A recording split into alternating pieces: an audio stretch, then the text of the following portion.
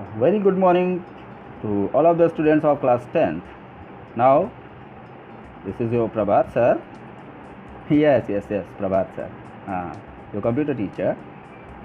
Now, I am going to discuss about to creating or saving HTML document. But first we need to talk about the HTML structure. Okay.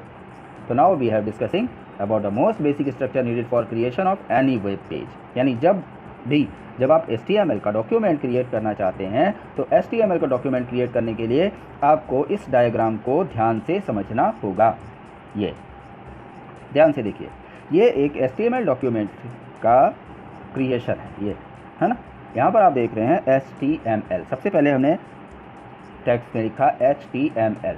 This HTML tag indicates that in this web page is written in HTML। यानी ये हमको ये indicate कर रहा है कि ये document HTML में लिखा जा रहा है। इसके बाद next one is head. Head tag contains information of web page. यानी हेड टैग में आप जो इंफॉर्मेशन वेब पेज के बारे में देना चाहते हैं कि वो किस तरह से है, उसको हम हेड टैग के ज़रिए से जानते हैं।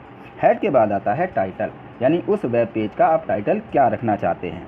दिया भी है title tag contains the title of the web page. Okay, title tag contains the title of the web page, this one and this.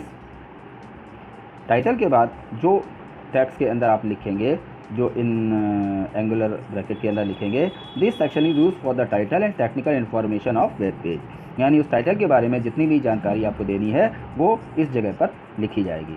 और इसके बाद टाइटल टैग को क्लोज करने के लिए हम एक स्लैश के बाद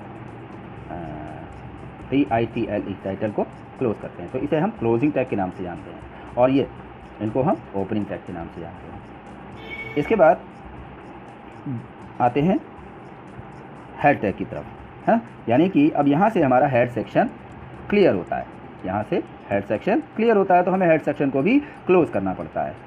तो this one is the closing tags. Okay, अब हमारा शुरू होता है body section. Body section, the body tag contains the content of the web page.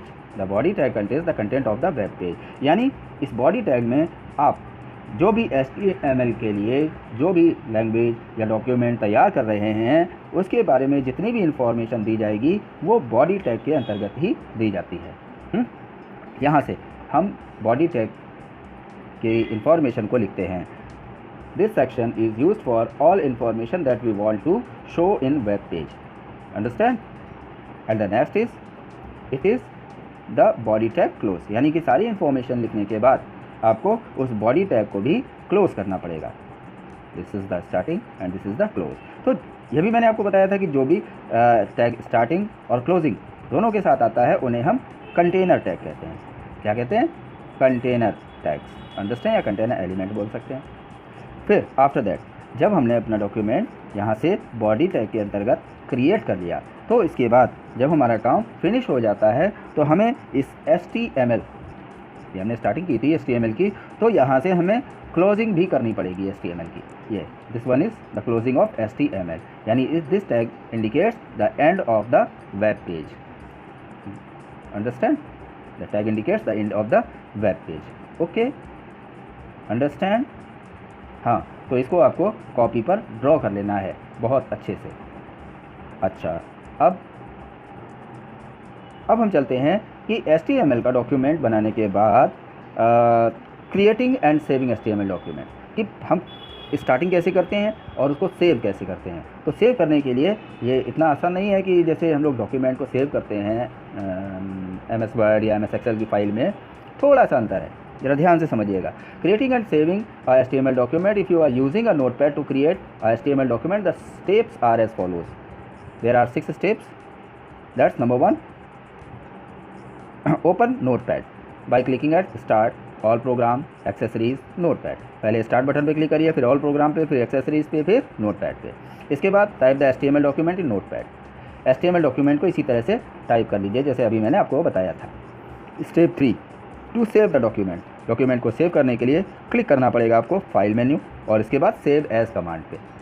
File menu then save as command. Step 4, the save as dialog box will appear. Save as dialog box आपको नज़र आएगा।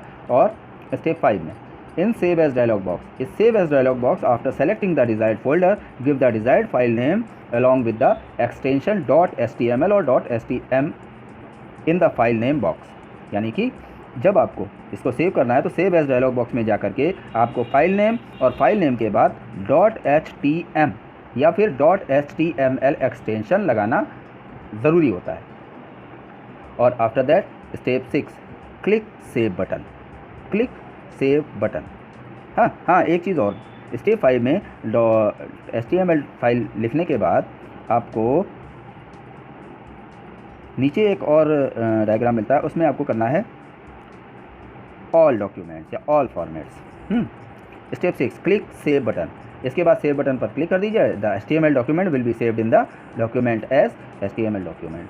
तो आपकी file जो है वो HTML document के रूप में डॉक्यूमेंट नाम के फोल्डर में सेव हो जाएगी। अंडरस्टैंड? अब कल आपको फाइल को ओपन करना बताऊंगा।